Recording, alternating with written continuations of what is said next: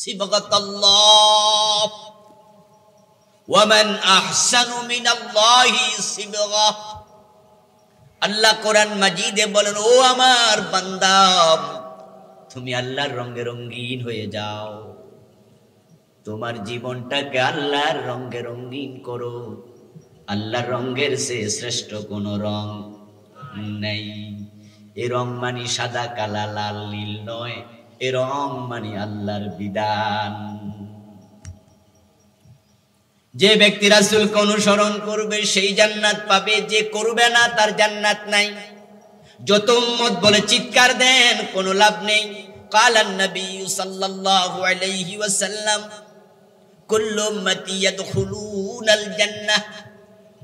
প্রিয় নবী বলেন, আমার সব উম্মত জান্নাতে যাবে, ইল্লা মান আবা, তবে সেই উম্মত জান্নাতে যাবে না যে উম্মত অস্বীকারী হবে। কিলা মান আবা ইয়া রাসূলুল্লাহ, প্রশ্ন করা হলো, হে আল্লাহর রাসূল, অস্বীকারী উম্মত কে? সব উম্মত জান্নাতে যাবে, অস্বীকারী নয়। এখন অস্বীকারী কিছু উম্মত বোঝা গেল নিশ্চয়ই আছে, এবং এই সংখ্যাটাই বেশি। প্রিয় নবী বলেছেন, আমার উম্মত ৭৩ দলে ভাগ হবে, তার মাঝে জান্নাতি হবে মাত্র এক দল। তাফতারিকু উম্মতি আলা ৭৩ মিল্লাতান কুল্লুহুম ফিন্নার। আমার উম্মত হবে ৭৩ দল, সবগুলো দোজখী জাহান্নামী হবে। ইল্লা ওয়াহিদান, শুধু জান্নাতি হবে এক দল। তাহলে বোঝা গেল জান্নাতি উম্মতের সংখ্যা খুবই কম, অস্বীকারী জান্নাত পাবে না। ও আমার প্রিয় ভাইটি শোনো, যে জান্নাত পায় নাই তার মতো হতভাগা কেউ নেই। হাজার কোটি টাকা আছে, বিঘা বিঘা জমিন আছে, রাষ্ট্রের বড় ক্ষমতা হাতে আছে, কিন্তু জান্নাতীদের তালিকায় নাম ঢুকাতে পারো নাই। তোমার মতো ফকির, তোমার মতো মিসকিন, তোমার মতো থার্ড ক্লাস, তোমার মতো হতভাগা জমিনে শুকর উপরও না। হাসরের ময়দানে জাহান্নামীদের অবস্থা দেখে জাহান্নামীরা সেদিন চিৎকার দেবে, আফসোস করে বলবে, ইয়া লাইতানি, ইয়া লাইতানি, আফসোস আফসোস আফসোস, আমি অমুকের বন্ধু কেন বানালাম না, অমুকের সাথে কেন চললাম না। ইয়া লাইতানি কুনতু তুরাবা, হায় আজকে যদি আমি মাটি হয়ে যেতাম, আজকে যদি আমার হিসাব না হতো। তাওয়াদ্দু লাউ আন্না বাইনাহা ওয়া বাইনাহু আমাদাম বাঈদা, আজকে যদি হাতের মাঝে আমলনামাটা নাই দেয়া হতো। ইয়া লাইতানি লাম উতা কিতাবিয়া, এটা আজকে না আসলেই ভালো ছিল। ইয়া লাইতাহা কানাতিল কাদিয়া, আফসোস করে সেদিন কানবে আর বলবে, পয়সালাটা যদি আজকে নাই হতো ভালো ছিল। আরে কত সম্পদ ছিল, কাজে লাগলো না। হালাকানি সুলতানিয়া, কত ক্ষমতা ছিল, ক্ষমতাটাও আমার কোনো কাজে লাগলো না। চিৎকার দিবে সেদিন জাহান্নামী লোকেরা, কারণ তাদেরকে ফেরেশতা বলবে, এই জাহান্নামে কেন আসলা? মা সালাকাকুম ফি সাকার, জাহান্নামের ফেরেশতারা আশ্চর্য হয়ে বলবে, কেন আসলি, এখানে আসলি কেন? ইন্না আযাবাহা কানা গরামা, এ শাস্তি ভোগ করার শক্তি তো তোর নাই। কুল্লামা নাদিজাত জুলুদুহুম বাদদালনাহুম জুলুদান গায়রাহা লিয়াযুকুল আযাব, জাহান্নামে ফেলে দেওয়ার সাথে সাথে 1 সেকেন্ড লাগবে না, হাড্ডি মাংস চামড়া সব জ্বলে পুড়ে অঙ্গার হয়ে যাবে। আল্লাহ বলেন, আমি আবার চামড়া নতুন করে দেব, আবার জ্বলবে, করবো আবার জ্বলবে, এভাবে চলতে থাকবে অনন্তকাল। এভাবে শাস্তি পেতে থাকবে। এমন এক কঠিন জায়গা জাহান্নাম। আল্লাহর হাবিব সাল্লাল্লাহু আলাইহি ওয়াসাল্লাম বলেন, পৃথিবীতে সবচেয়ে বেশি নিয়ামত পেয়েছে যে লোকটা, যার মতো ধনী কেউ ছিল না, যার মতো ক্ষমতাও যার ছিল না, যার মতো নিয়ামত, বাড়ি গাড়ি নারী সৌন্দর্য, দুনিয়ার কোনো সম্পদ তার অভাব ছিল না। সবচেয়ে মানুষ যারা নিয়ামত বেশি পেয়েছে তাদের মাঝে সিরিয়াল করলে পরে 1 নাম্বার যে হবে, আল্লাহ ওই লোকটাকে আল্লাহ বলবেন, ফেরেশতা তাকে নিয়ে আসো আমার সামনে। ফেরেশতারা তাকে নিয়ে আসবে। আল্লাহ তাআলা সামনে আসার পরে বলবে, ইগমুসুহু ফিন্নার গামসাতা, এই লোকটাকে জাহান্নামের আগুনের ভিতরে একটা ধাক্কা দিয়া ঢুকাইয়া আবার ছো করে টান দিয়া নিয়ে আসো আমার সামনে। পৃথিবীর সবচেয়ে বড় ধনী মানুষ, ক্ষমতাওয়ালা মানুষ, নিয়ামত প্রাপ্ত মানুষ, ফেরেশতারা তাই করবে। জাহান্নামের ভিতরে ঢুকাইয়া এই 1-2 সেকেন্ড রেখে আবার টান মেরে নিয়ে আসবে। আল্লাহর সামনে হাজির করার পরে আল্লাহ তাআলা এবার তার সাথে কথা বলবেন, ও মিয়া, দুনিয়াতে তোমাকে আমি কি কি নিয়ামত দিয়েছি, তোমার কি মনে আছে কিছু? কি কি নিয়ামত পেয়েছো বলো? লোকটা জবাব দেবে, মা আসাবানি নিয়ামাতুন মা আসাবাতনি নিয়ামাতুন কত্তু, আমি কোনোদিন কোনো নিয়ামত চোখেও দেখি নাই, কোনো নিয়ামত আমি পাই নাই। জাহান্নামের 1 সেকেন্ডের শাস্তি দুনিয়ার সব কথা ভুলিয়ে দেবে। জাহান্নাম এমন এক জায়গা যেখানে আল্লাহ তাআলা এত বেশি শাস্তি তৈরি করে রেখেছেন যেটা মানুষ কল্পনা করতে পারবে না। এজন্য আল্লাহ নিজে বলছেন, ফাত্তাকুন নার আল্লাতী ওয়াকুদুহান নাস ওয়াল হিজারা, তোমরা জাহান্নামের আগুন থেকে বাঁচার চেষ্টা করো, বাঁচো, দূরে থাকো। কিছু মানুষ এবং পাথরকে জাহান্নামে ফেলা হবে, তারা ইন্ধন হবে। জাহান্নাম থেকে যদি বাঁচতে চান, নবীকে অনুসরণ করার জন্য আজকে রাজি হওয়া লাগবে। প্রিয় নবী বলেন, সব উম্মত জান্নাত পাবে, অস্বীকারকারী পাবে না। জিজ্ঞাসা করা হলো, ইয়া রাসূলুল্লাহ, অস্বীকারকারী উম্মত কে, যে হতভাগা? আল্লাহর হাবিব জবাব দেন, মান আতানি দাখালাল জান্নাতা ওয়া মান আসানি ফাকাদ আবা, যে আমি নবীকে জীবনের সব জায়গায় অনুসরণ করার জন্য রাজি হয়েছে সেই জান্নাত পাবে, আর যে সব জায়গায় আমাকে মানতে রাজি হয় নাই সে হতভাগা, অস্বীকারকারী, তার কপালে জান্নাত নাই। রাসূলকে অনুসরণ করতে গিয়ে আপনি সুবিধাবাদী হবেন, এই সিস্টেমই ইসলামে নাই। قال النبي صلى الله عليه وسلم المؤمن كالجمل الأنيف حيثما قيد انقاد। প্রিয় নবী বলেন, যে ব্যক্তি ইমানদার হবে, আল্লাহ এবং রাসূলকে বিশ্বাস করবে, সে হবে ওই ওটের মতো যে ওটের নাকের ভিতরে মালিক রশি ঢুকায়া দিছে। যে ওটের নাকের ভিতরে মালিক রশি ঢুকালো, বলুন তো সেই ওট কি স্বাধীন না পরাধীন? মন মতো চলে না মালিকের টান মতো? হ্যাঁ, মালিক টানে যেদিকে, কদম দিতে বাধ্য সেদিকে। হেল্পের করার অধিকার আর নাই, যদি করে নাকটা ছিঁড়ে যাবে। আল্লাহ এবং রাসূলকে গ্রহণ করেছেন, আপনি মুমিন, আল্লাহ আপনাকে জান্নাত দেবে, কিন্তু আল্লাহ এবং রাসূলের সিস্টেমের বাইরে দুনিয়ায় একটা মুহূর্ত কাটার অধিকার আপনার নাই। একমত হওয়া লাগবে। সাহাবায়ে কেরাম মক্কা থেকে হিজরত করে মদিনায় গেলেন। মদিনায় যাওয়ার পরে মদিনার আনসাররা মুহাজির সাহাবীদেরকে বিভিন্নভাবে সহযোগিতা করলেন, ঘর দিলেন, বাড়ি দিলেন।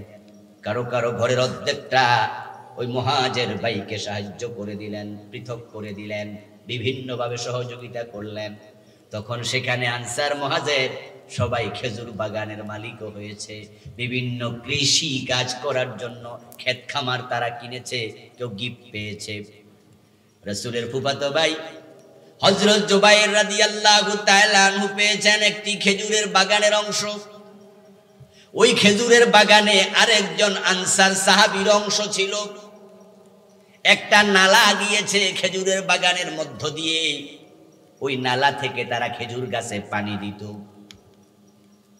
একদিন আনসারী সাহাবী পানি দিতে গেলেন, হযরত জুবাইর রাদিয়াল্লাহু তাআলা আনহুর সাথে সেখানে ঝগড়া বাঁধলো।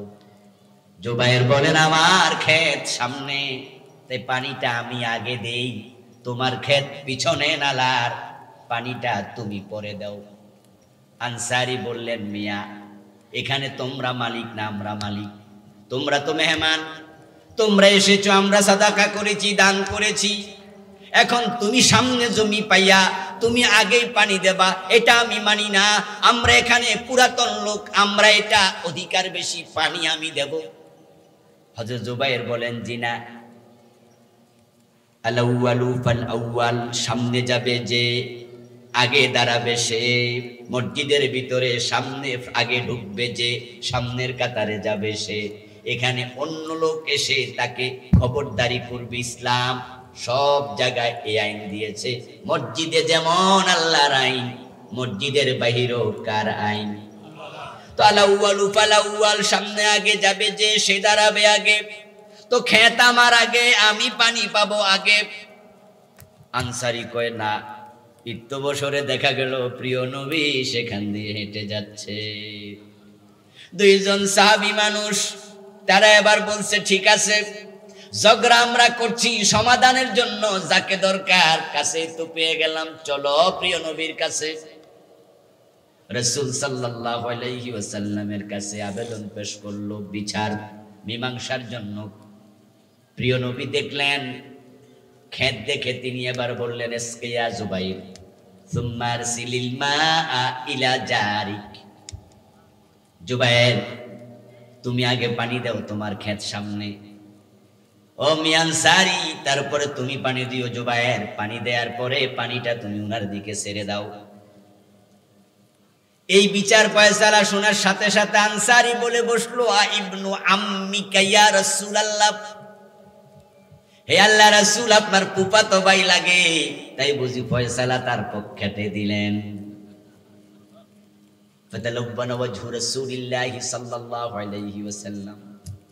এটা শোনার সাথে সাথে প্রিয় নবীর চেহারাটা লাল হয়ে গেল, মনে কষ্ট পেলেন, তিনি একটু রাগান্বিত হলেন। তুমি কি বললা, তুমি এটা কি বললা? আমি বুঝি স্বাস্থ্য ভাই, খালতো ভাই, ফুফাতো ভাইয়ের পক্ষে রায় দেই, তাহলে তো আমি ন্যায় বিচারক হতে পারলাম না।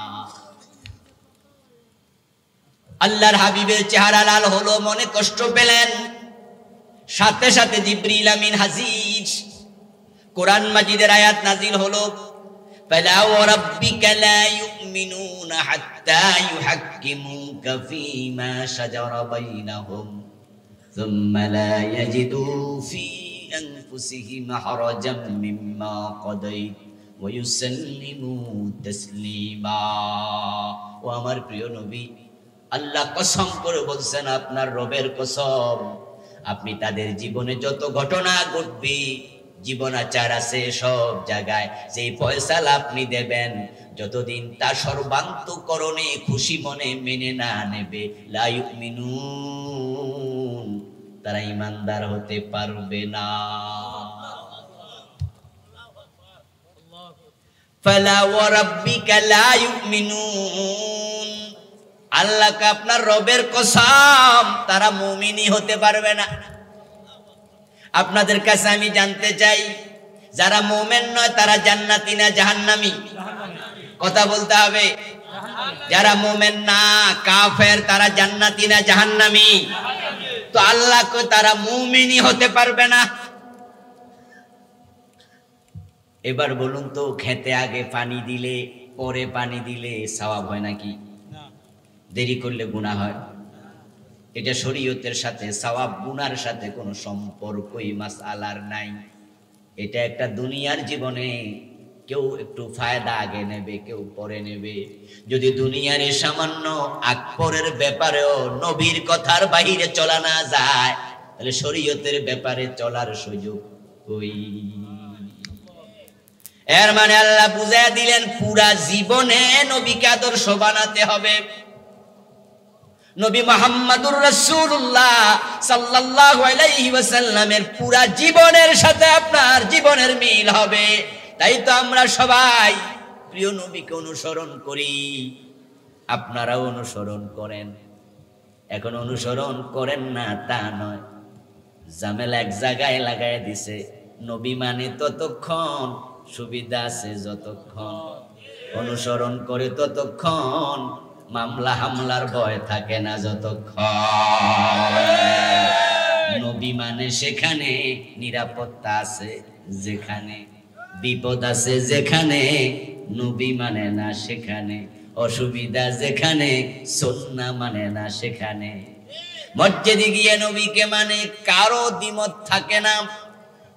বাংলাদেশে যত মুসলমান, সব মুসলমান নবীকে মানে। মসজিদে যখন যায় সবাই ডান পা দিয়ে ঢোকে, বের হয় কোন পা দিয়ে? নামাজ শুরু করে আল্লাহু আকবার দিয়ে, নামাজ শেষ করে সালাম ফিরিয়ে। আল্লাহ এবং রাসূলের সিস্টেমের বাহিরে চলে না।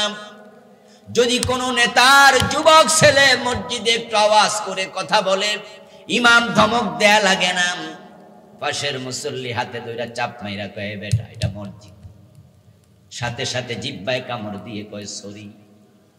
এলাকার চেয়ারম্যান মহোদয় ঢুকেছেন মসজিদে, এমপি সাহেব ঢুকেছেন মসজিদে, সামনের কাতার ফিলাপ, রিকশাওয়ালাও যদি সামনে থাকে তাকে কলারে ধরে পিছে আনে না, আনার কোনো অধিকার নাই। এবং এমপি চেয়ারম্যান সাহেব দ্বিতীয় কাতারে তৃতীয় কাতারে দাঁড়ায়া নামাজ পড়ে, মনের মাঝে সামান্য অভিযোগও থাকে না। ওই রিকশাওয়ালা সামনের কাতারে, এমপি সাহেব পিছনের কাতারে দাঁড়ালেন। যদি রিকশাওয়ালা জায়গা ছেড়ে না দেয়, এমপি সাহেব জোর করে না, সেজদা যাওয়ার সময় রিকশাওয়ালার পায়ের সাথে এমপি সাহেবের টুপি লেগেছে ধাক্কা, টুপিটা মাথা থেকে খুলে পড়ে গেছে। নামাজ শেষে ভদ্রভাবে টুপিটা তুলে মাথায় দেয়। এই যে রিকশাওয়ালার পা ওনার মাথায় লাগলো, এ নিয়ে তার মনে কোনো অভিযোগ নেই। ইমাম যদি বাবা হয়, ছেলে যদি মুক্তাদি হয়, মাগরিবের ফরজ 3 রাকাতে ছেলে পিছনে দাঁড়িয়ে বাবার সাথে নামাজ পড়ছে, 2 রাকাত পরে আত্তাহিয়াতু পরে বাবা ভুলে সালাম ফিরাইয়া দিল। বলুন তো ছেলে সালাম ফিরাবে না লোকমা দেবে? আল্লাহর আইনের বিরুদ্ধে ছেলে বাবারেও মানবে না। বাবা ভুল করেছে, ছেলে বাবাকে লোকমা দিয়ে বুঝায়, বাবা তোমার সাথে আমি এখানে নাই, এখানে আমি আল্লাহর নবীর সাথে আছি, ঠিক না? আমার রাসূল মাগরিব পড়েছেন ফরজ কয় রাকাত? 3 রাকাত। জোরে বলেন কয় রাকাত? 3 রাকাত। আমার বাবা তুমি ভুল করেছো, সালাম ফিরিয়ে দিছো 2 রাকাত পরে, আমি তোমার সাথে নাই, আমি রাসূলের সাথে আছি, তাই লোকমা দিলাম। ঠিক জি। মসজিদে গিয়ে সব মুসলমান যেভাবে আল্লাহকে মানে, যদি জীবনে সব জায়গায় রাসূলকে সেভাবে মানত, কত আগে বাংলাদেশ আল্লাহর কোরআন দিয়ে পরিচালিত হতো।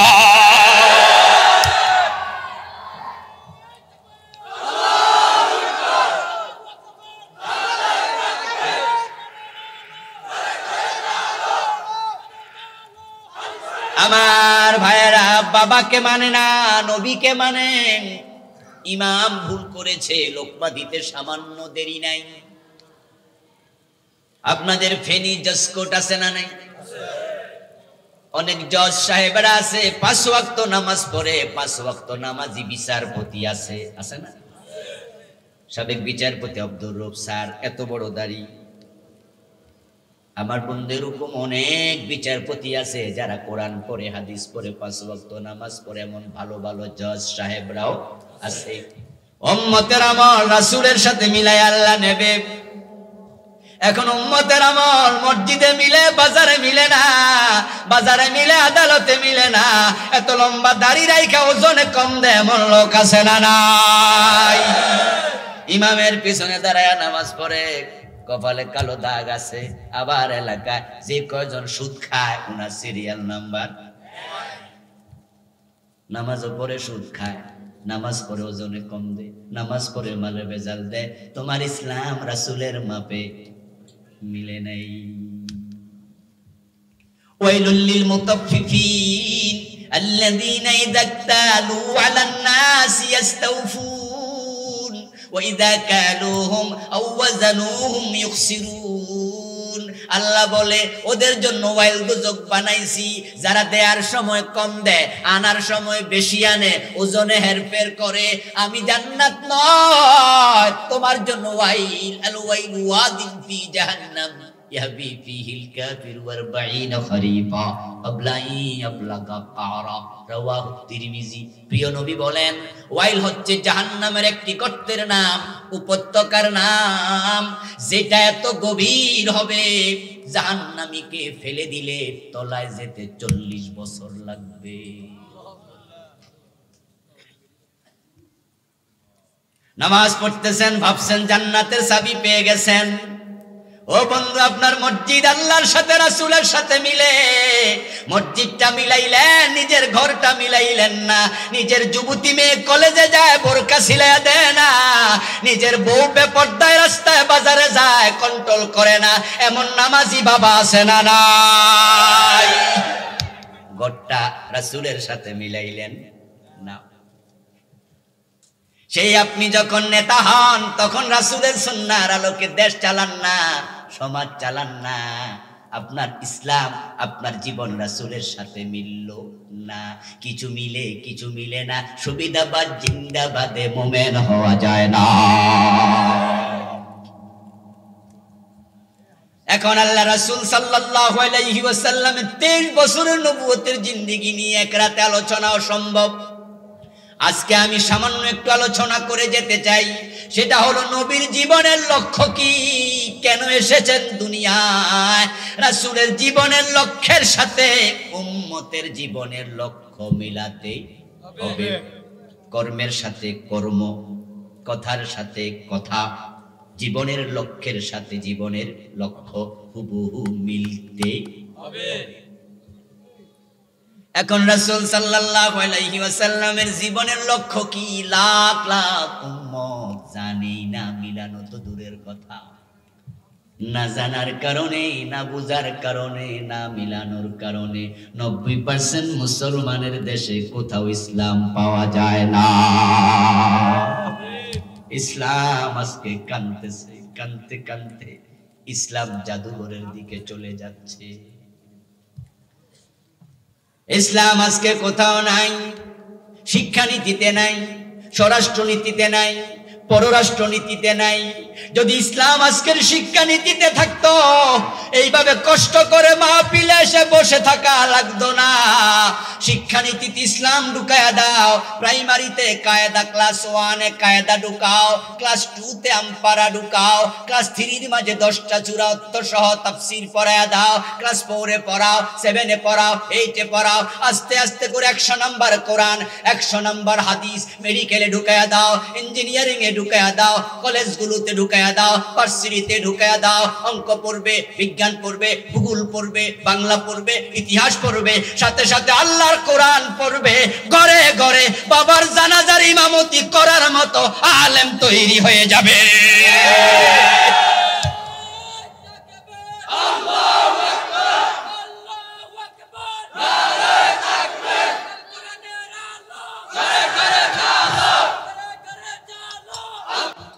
আমার বন্ধু, ইসলাম না থাকার কারণে শিক্ষানীতিতে আজকে অবস্থা এমন খারাপ হয়ে গেছে। MA pass, BA pass, doctor, engineer, নামাজের আরকান হাকাম 13টা ফরজ জানে না, এমন আছে না নাই? আল্লাহর কোরআনটা দেখে দেখে পড়তে পারে না। বিশ্ববিদ্যালয়ের প্রফেসর,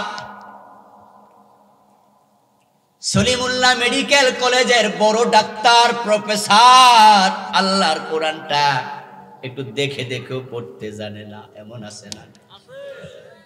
আপনি কি ভাবেন ওরা মূর্খ, অবুঝ, মেধাহী? মোটেও না। একজন লোক ডাক্তার হতে, প্রফেসর হতে, ইঞ্জিনিয়ার হতে জীবনে যে বইগুলো পড়েছে ক্লাস 1 থেকে শেষ পর্যন্ত, ওই বইগুলো যদি একটার উপরে আরেকটা রাখে তার মাথা পার হয়ে যাবে। কত গাদা গাদা ইংরেজি বই পড়ে ডাক্তার হয়েছে, ইঞ্জিনিয়ার হয়েছে, প্রফেসর হয়েছে, মাথার উপরে চলে যাবে বইয়ের স্তূপ।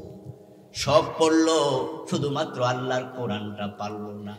এর কারণ ওই কোরআনটা তার সিলেবাসের মাঝে নাই।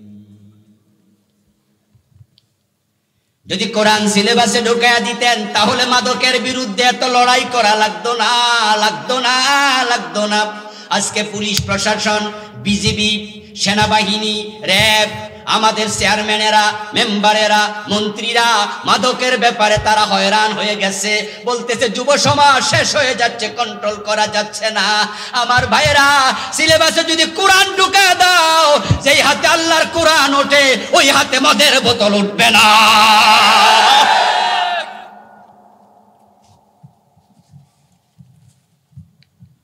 আজকে ইফটিজিং এর বিরুদ্ধে কত রকমের আইন করছে। ইফটিজিং এর বিরুদ্ধে মিছিল হলো, মিটিং হলো, আইন হলো। যদি কোনো যুবক কোনো যুবতীকে টিচ করে তাহলে তার 1 বছর জেল হবে, এই শাস্তি হবে। বলুন তো ইফটিজিং কি কমে গেছে? ধর্ষণ কি কমে গেছে? আমরা কি দেখি? মাঝে মাঝে দেখি। কয়দিন আগে রংপুরে একটা কলেজের মাঝে, সিলেটের একটা এমসি কলেজে আমরা দেখেছি স্বামীর হাত থেকে স্ত্রীকে নিয়ে 6-7 জনে ধর্ষণ করেছে। কক্সবাজারে স্বামীর হাত থেকে নিয়ে নিজের বউকে 3 জনে ধর্ষণ করেছে। আমার নিজের স্ত্রী, নিজের মেয়ে আমার কাছে নিরাপদ না। ইফটিজিং বন্ধ হয়নি, হবে না। আমার বন্ধু, যদি কোরআন তোমার সিলেবাসে ঢুকায়া দাও, অন্তরে আল্লাহর ভয় তৈরি করে দাও, র‍্যাবকে আর ভয় দেখানো লাগবে না।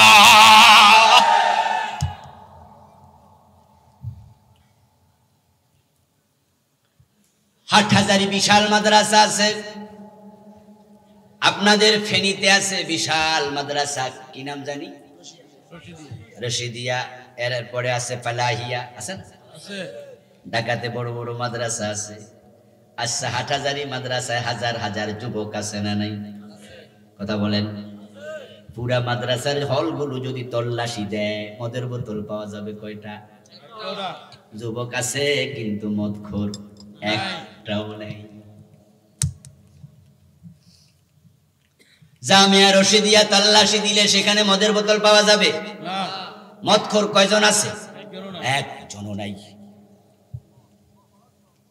ঢাকা ইউনিভার্সিটি, জাহাঙ্গীরনগর বিশ্ববিদ্যালয় হল তল্লাশি দিলে 2-4 বোতল পাওয়া যাবে নি? আমার বন্ধু, আমিও ঢাকা ইউনিভার্সিটির ছাত্র। উল্টাপাল্টা বুঝছেন না যে ইউনিভার্সিটির বদনামি করতেছি। এটা হলো বাস্তবতা। এমন হলও আছে, হলের রুমের মাঝে সেখানে মদের ব্যবসায়ী পোলাপানো আছে, ওরা ইয়াবা বেচে। হল তল্লাশি চালাইলে বইয়ের সে মদের বোতল পাওয়া যাবে বেশি, এমন রুম আছে। তো হাটহাজারীতে ছাত্র আছে, মদের বোতল নাই। কিন্তু জাহাঙ্গীরনগর এমন কেন নয়? ঢাকা ইউনিভার্সিটি এমন কেন নয়? রাজশাহী, চিটাং এমন কেন নয়? এর একটা মাত্র কারণ, এখানে কোরআন আছে, ওখানে কোরআন নাই। জাহাঙ্গীরনগর বিশ্ববিদ্যালয়ে একটা ছেলে 100 জন মেয়েকে দর্শন করছে, তারপরে সেঞ্চুরির উৎসব করেছে, মনে আসেনি? এর নাম নাকি মানিক আছে। কি মানিক রে বাবা? কালা মানিক। 100 জন মেয়েকে দর্শন করছে। আমার প্রিয় ভাইটি, সেখানে দর্শিতা হচ্ছে অ্যাভেলেবেল মেয়ে, ইফটিজিং এর শিকার হচ্ছে অ্যাভেলেবেল মেয়ে। রাতের বেলায়, দিনের বেলায় জীবনের নিরাপত্তা নাই, ইজ্জতের নিরাপত্তা নাই। আমাদের ঢাকা ইউনিভার্সিটির একবারে মেইন জায়গায় শাহবাগের মোড়ে 31 নাইটে আনন্দ করতে গেছে, বাদনের গায়ের কাপড় কাইরা নিয়ে গেছে। এবার বলুন তো, রাতে 3টা বাজে গার্মেন্টসের বিভিন্ন রুটে হয় 8 ঘন্টা এরকম শিফটিং ডিউটি। মাঝে মাঝে রাতের বেলায় যাওয়ার সময় গাজীপুর দিয়ে দেখি, আরে বাবার রাতের 3টা বাজে, কি রে এত মাইয়া এত পোলা পাইন করতে, কই তাদের শিফট শেষ হয়েছে। আমার বন্ধু যদি হাটহাজারী মাদ্রাসার পাশ দিয়ে রাতের 3টা বাজে কোন যুবতী নারী তার গার্মেন্টসের কাজ শেষ করে যাচ্ছে একা একা, পিছনে কোন ইফতিজার, এই মেয়ে তোমার বাড়ি কই, দাঁড়াও দাঁড়াও, মেয়েটা আরো জোরে হাঁটে, পিছন দিয়া ওড়না টান দিয়েছে, মেয়েটা ভয় পেয়ে গেছে, এরপরে মেয়েটা জোরে দৌড় মারছে, ছেলেরা ওড়নাটা কেড়ে রেখেছে, মেয়েটা চিৎকার দিয়ে বাঁচাও বাঁচাও বলে যদি হাটহাজারী মাদ্রাসার গেটের ভিতরে ঢুকে যায়, গায়ে যদি ওড়না নাও থাকে, সারা রাত সেখানে থাকে, দর্শিতা হওয়ার সম্ভাবনা আছে। রাতের 3টা বাজেও যদি কোনো যুবতী ওড়নাবিহীন গেটের ভিতরে ঢুকে বাঁচাও বলে চিৎকার দেয়, আমি আল্লাহর কসম দিয়ে নিশ্চয়তা দিয়ে বলতে পারবো, যেই ছাত্রের সামনে পড়বে ওই ছাত্র নিজের পাগড়িটা খুলে মেয়েটার ওড়না বানায়া দেবে, দর্শিতা হবে না। ও মুসলমান, রাসূলের জীবনের সাথে পুরা জীবন মিলাও। নবীর জীবনের লক্ষ্য ছিল কি? আল্লাহ কোরআন মাজিদে 3টি সূরাতে বলেছেন। সূরাতুস সাফ আয়াত নাম্বার 9, সূরাতুল ফাত আয়াত নাম্বার 28, সূরাতুত তাওবা আয়াত নাম্বার 33। সূরা 3টি, আয়াত 3টি, কিন্তু কথা বলেছেন একটি, হুয়াল্লাযী আরসালা রাসূলাহু বিল হুদা ওয়া দীনিল হক লিইয়ুযহিরাহু আলাদ দীনি কুল্লি। আওয়াজ দিয়ে বলেন সুবহানাল্লাহ। আল্লাহ তাআলা বলেন, তিনি আল্লাহ যিনি তার রাসূলকে দুনিয়ায় পাঠিয়েছেন কোরআন দিয়ে, দ্বীন হক ইসলাম দিয়ে। কোরআন এবং ইসলাম রাসূলকে আল্লাহ বলে আমি দিয়েছি বিল হুদা, হুদা মানে কোরআন, দ্বীন হক মানে ইসলাম। কেন দিয়েছি? লিইয়ুযহিরাহু আলাদ দীনি কুল্লিহি, আমি ইসলাম দিয়েছি, কোরআন দিয়েছি, আমার উদ্দেশ্য আমার নবীর জীবনের লক্ষ্য বানাইছি, উনি এই কোরআনের বিজয় করবেন সমাজে। ইসলামের বিজয় করার জন্য, কোরআনের বিজয় করার জন্য রাসূল পাঠাইছি। সকাল বিকাল তেলাওয়াত করে চুমু খাইয়া তারপরে গিলাফ বেঁধে রেখে দেওয়ার জন্য কোরআন পাঠাই নাই। এই কোরআন হচ্ছে আইনের কিতাব, এটা হচ্ছে কনস্টিটিউশন, এটা সংবিধান, এটা দস্তুরে কামেল। মুসলমানের জীবনে যা লাগবে সব সমস্যার সমাধান আল্লাহর কোরআনের মাঝে আছে না নাই? আমা ফাররাতনা ফিল কিতাবে মিন শাই। আল্লাহ বলে আমি কোরআনের মাঝে কিছুই বাকি রাখি নাই, সব সমস্যার সমাধান দিতে পারে আল কোরআন। আমি এ কোরআন পাঠাইছি, আমার নবী কোরআনের বিজয় করবে। কারণটা কি? কারণ কোরআনের বিজয় যখন হবে, নামাজের বিজয় তখন হবে। কোরআনের বিজয় হলে আইন হয়ে যাবে, আজান হলে আর দোকান খোলা রাখা যাবে। যখন আজান হলে দোকান বন্ধ হবে, যত ক্রেতা আছে সব মসজিদে যাবে, যত বিক্রেতা সবাই মসজিদে যাবে। ইমাম আবু হানিফা, শাফি, মালিক, আহমদ ইবনে হাম্বল রাহিমাহুমুল্লাহ, 4 ইমাম একমত, কোন বালেগ যদি নামাজ না পড়ে প্রমাণিত হয় তাকে ইসলামী সরকার জেলে দেবে। ইমাম শাফি রাহিমাহুল্লাহ বলেন জেলে দেওয়ার আগে তাকে কিছু পিটুনি দিতে হবে। আইন যদি হয়ে যায়, নামাজ না পড়লে জেল হবে, দোকান বন্ধ না করলে দোকানের লাইসেন্স বাতিল হবে, সিলগালা করে দেয়া হবে। আজানের সাথে সাথে সব মুসল্লি ফেনী শহরে মসজিদের দিকে যাচ্ছে। যেমন সৌদি আরবে গেলে দেখবেন আল্লাহু আকবার শুরু, দোকানের শাটার গুলো পড়তে শুরু হয়ে যায়, সব দোকান ক্লোজ। মানুষগুলো মৌমাছির মতো দৌড়াতে থাকে মসজিদের দিকে। এবার ফেনী শহরের কল্পনা করুন তো, আজানের পরে মাগরিবের সাথে সাথে, আজানের সাথে সাথে দোকান বন্ধ, সব ক্রেতা মসজিদে, সব বিক্রেতা মসজিদে, সব যুবকেরা মসজিদে। এক এক মসজিদে 2 বার 3 বার 5 বার জামাত হওয়া লাগবে, মুসল্লি জায়গা দেয়া যাবে না। কিন্তু আজ হয়েছে নামাজের দিনের বিজয় হয়নি, তাই নামাজি বাড়ে নাই। এখানে মাহফিলে এসে ভাবতেছেন কত টুপিওয়ালা রে, কত পাঞ্জাবিওয়ালা, কিন্তু ফজরের সালাম ফিরে দেখবেন মসজিদের অবস্থা কি, কোথাও এক কাতার, কোথাও দু কাতার। এমন মসজিদও আছে হাফ কাতার মুসল্লিও নাই, শুধু ইমাম আর মুয়াজ্জিন, আর কেউ নাই, এমন মসজিদও আছে। কোরবানির বাজারে গরু কিনতে যাবেন, আসরের আজান হচ্ছে, হাইয়া আলাস সালাম, নামাজে আসো। মুসলমান কয় না না, গরু আগে কিনি, কিসের নামাজ? হাজার হাজার লোক আসরের টাইমে গরু বাজারে, রমজমাট ব্যবসা, রমরমা ব্যবসা। গরু কিনতে কিনতে আসর শেষ, গরু বাড়িতে নিতে মাগরিব শেষ, ওয়াজিব নিয়ে ব্যস্ত ফরজের। মাঝে মাঝে বাসে করে চিটাং থেকে, কক্সবাজার থেকে, উত্তরবঙ্গ থেকে মাহফিল শেষে ফিরি, শেয়ার কোচ বাস, এসি বাস, দারুন দারুন বাস আছে, স্লিপার বাস, শুয়ে শুয়ে আসা যায়। আমাদের 14 গ্রাম আসলে নামাজের টাইম হয়, যদি কক্সবাজার থেকে আসি, চিটাং থেকে আসি, ফজরের টাইম হয়। ড্রাইভারকে বলি নামাজ পড়বো, দাঁড়ায়েন, ড্রাইভার দাঁড়ায়, কিন্তু পরিতাপ, ওই গাড়ির মাঝে 30-35 জন যাত্রী, আমি প্রায় লক্ষ্য করেছি আমি একজন ছাড়া আর কেউ নামে নাই। কোথায় গেল ওয়াজ? অথচ তাবলীগের ভাইয়েরা নামাজের ওয়াজ করছে, পীর সাহেব হুজুররা নামাজের ওয়াজ করছে, 3.5 লাখ মসজিদের খতিবেরা নামাজের ওয়াজ করছে, মাহফিলে 6 মাস শীতকালে বক্তারা নামাজের ওয়াজ করছে। মসজিদ খালি কেন ফজরের টাইমে? ফজরের টাইমে নামাজওয়ালা কই? জোহরের টাইমে 1.5 কাতার, জুমার দিন পুরা ভরে, 3 তলা 4 তলা 5 তলা ভরে, ওয়াক্তিয়া নামাজে কোথায় গেল? দিনের যদি বিজয় হয়ে যায় মসজিদে লোক জায়গা দেয়া যাবে না, সরকার আইন করে দেবে। الذين إن مكناهم في الأرض أقاموا الصلاة وآتوا الزكاة وأمروا بالمعروف ونهوا عن المنكر। এটা আল্লাহর দেয়া দায়িত্ব।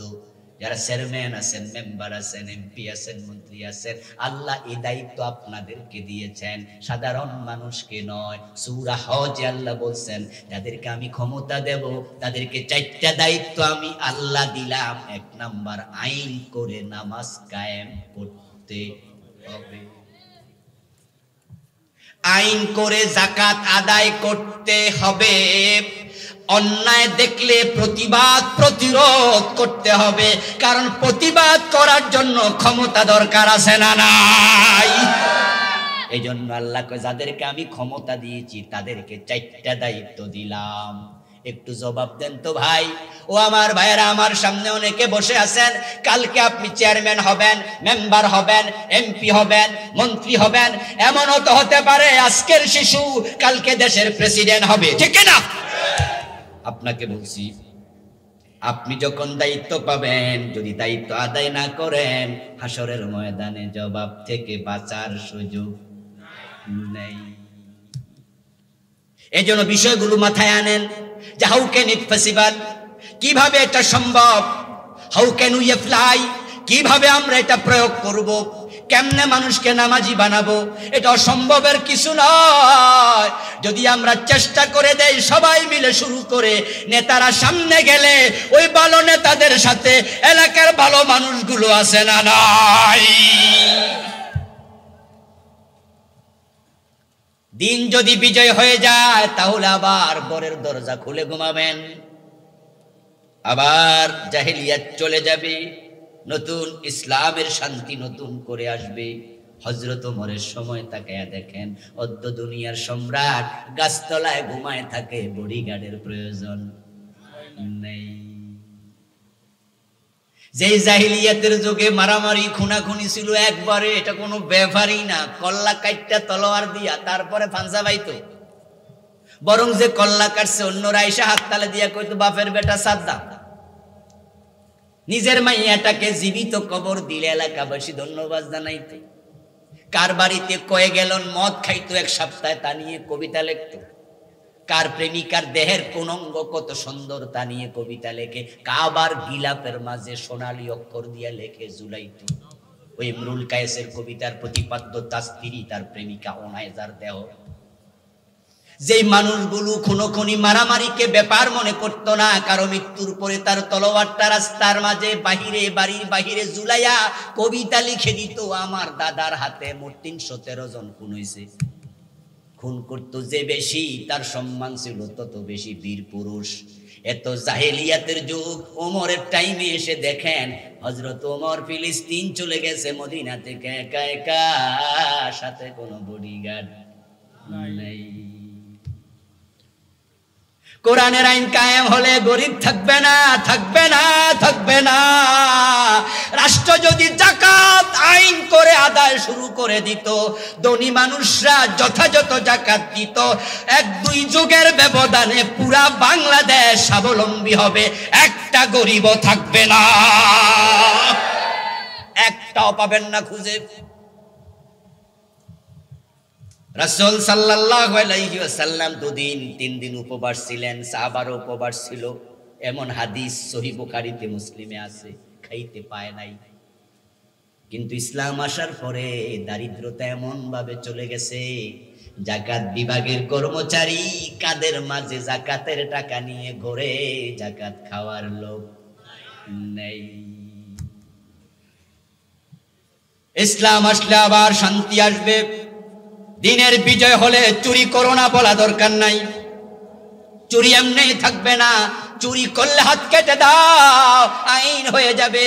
সংসদে যদি আগামী অধিবেশনে আইন করে ফেলে চুরি করলে হাত কেটে দাও, 6 মাস 1 বছর যদি হাত কাটা চলে, ওই কাটা হাতওয়ালা চোর দেখে লাখ লাখ চোর চুরি ছেড়ে দেবে।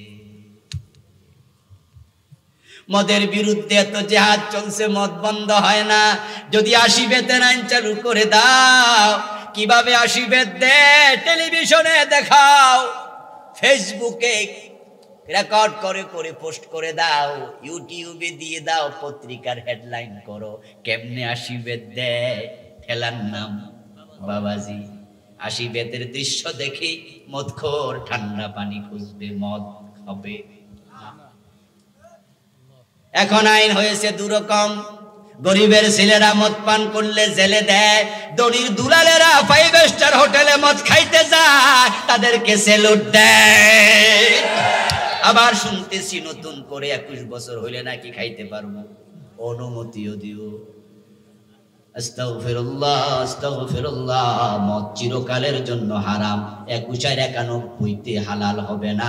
মদকে যদি তামাম দুনিয়ার সব মানুষ অনুমোদন দেয়, মদ হারাম থাকবে, হালাল হবে না। আমার বন্ধু দিনের বিজয়ের জন্য কাজ করেন, আমরা সবাই মিলে যাই, প্রত্যেকে নিজের অঙ্গন থেকে কোরআনের পক্ষে কথা বলি। কোরআনের আইনের মাঝে কল্যাণ আছে, সমৃদ্ধি আছে। দেশটা আমাদের, আমরা 90% মুসলমান। কোন হিন্দু প্রধানমন্ত্রী হয় না, হবেও না। বৌদ্ধ প্রধানমন্ত্রী হয় না, হবেও না। খ্রিস্টান প্রধানমন্ত্রী বাংলাদেশে হয় না, হবেও না। ঘুরে ঘুরে আমাদের হাতে থাকবে, আমরা 90% মুসলমান। আল্লাহর আইনের ব্যাপারে এক হয়ে যাও। যেই দল ক্ষমতা আসবে তাকে আল্লাহর আইনে বাংলাদেশ চালাতে হবে। আল্লাহর আইনে শুরু হোক দেশ চলা, দিন বিজয় হয়ে যাক, শান্তি আবার ফিরে আসবে। সেজন্য সব মুসলমানকে একমত হওয়া লাগবে। কোরআন কোনো দলের নয়, কোরআন কোনো গোষ্ঠীর নয়, কোরআন আমাদের সবার কিতাব, ঠিক কিনা? আমরা কোনো দলকে ক্ষমতায় নিতে কথা বলি না, কোন ব্যক্তিকে ক্ষমতায় নিতে কথা বলি না। আল্লাহর কসম, আমাদের কথা হলো আল্লাহর কোরআনকে ক্ষমতায় নিতে হবে। কোরআন দিয়ে আমরা চলবো, কোরআন আমাদেরকে পরিচালনা করবে। কোরআন থাকবে সামনে, আমরা থাকবো পিছনে। কোরআন হবে ইঞ্জিন, আমরা হব রেলগাড়ির মতো ইঞ্জিনের পিছনের বগি। তখন এই কোরআন আমাদেরকে টানতে টানতে আল্লাহর জান্নাতে পৌঁছিয়ে দেবে। এখন আল্লাহ দিনের বিজয়ের জন্য কাজ করা দরকার আছে না নাই?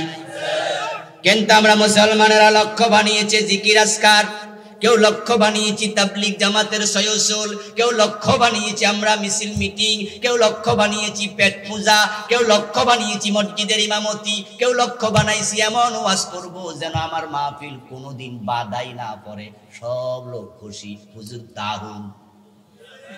এমন ওয়াজ করবেন মসজিদের খতিবগিরি যাবে না। দিন বিজয়ের কথা বললে বিপদ আসতে পারে, কোন বিপদকে পরোয়া করা যাবে না।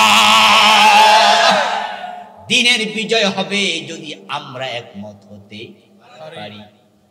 11 জন খেলোয়াড় মাঠে নামে, বল আছে একটা, খেলোয়াড় 11 জন, লক্ষ্য কি 11টা না একটা? বল পাইলে সবাই এক জায়গায় মারে, গোল বারে মারো।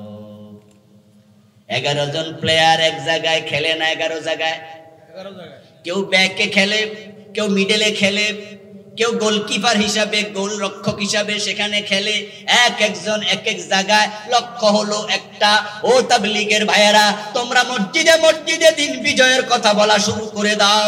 ও মসজিদের খতিব ভাইয়েরা, মসজিদের মিম্বার থেকে দিন বিজয়ের কথা বলা শুরু করে দেন। ও খতিব বক্তা ভাইয়েরা, মসজিদে আপনার মাহফিল থেকে দিন বিজয়ের কথা বলেন। মাদ্রাসার হুজুরেরা মাদ্রাসায় দিন বিজয়ের কথা বলেন। সব আলেম যদি দিন বিজয়ের কথা একসাথে শুরু করে দেয়, এই দেশে দিনের বিজয় হতে 6 মাসও লাগবে না।